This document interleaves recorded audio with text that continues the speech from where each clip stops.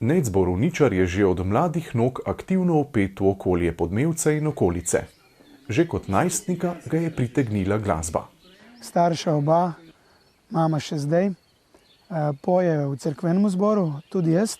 Stric pa nas je kot najstnike tudi povabil v cerkven zborček, mladinski, in tam smo kar en cajt prepevali. Se mi zdi tudi od tistega mladinskega zborčka je nastajala tale moja želja po petju oziroma zborovskemu petju.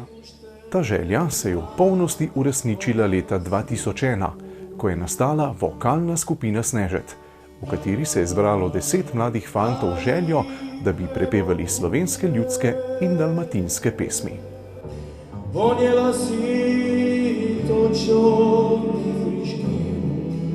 To je moja druga družina in mi pomeni v mojem življenju prav res ogromno.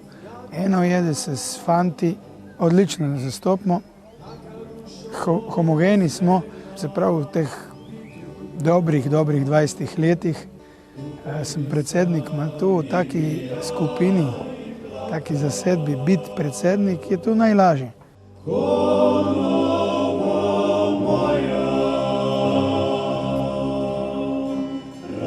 Da je v njemu že ta ideja, ker jo Snežet v bistvu predstavljamo. To je tista...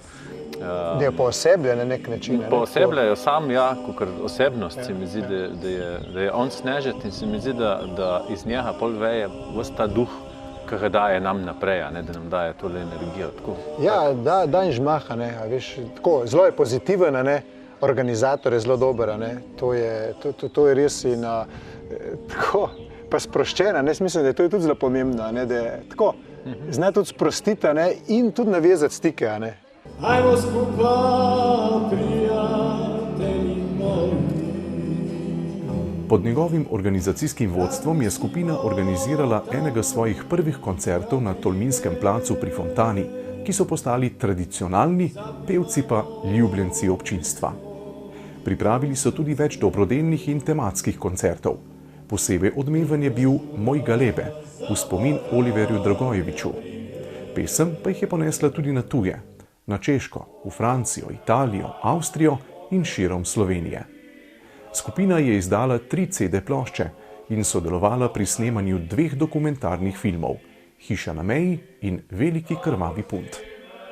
Še ena od posebnosti vokalne skupine Snežet je obujanje pozabljenih ljudskih običajev, od katerih je najbolj znan Meklavčkov memorial, ko fantje pokosijo Meklavčkovo Snežet.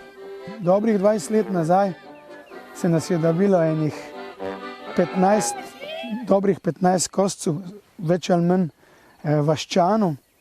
To mi je bilo mene nekaj nepopisno lepo. Vriskamo, jemamo se lepo, naredimo dobra dela in pa mene kar zdaj, ko vidim, mi je mogoče najlepši podmladek. In upam, da bodo tole tudi oni gojili naprej. Svoje organizacijske in vodstvene sposobnosti je Nejc pridoma uporabil tudi pri delu v krajevni skupnosti.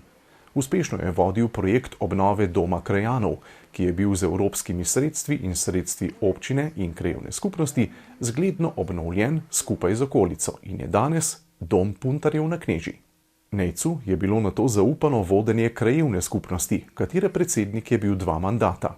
Iz tega časa je še posebej ponosen na uspešno izvedeno urejanje središča Podmevca.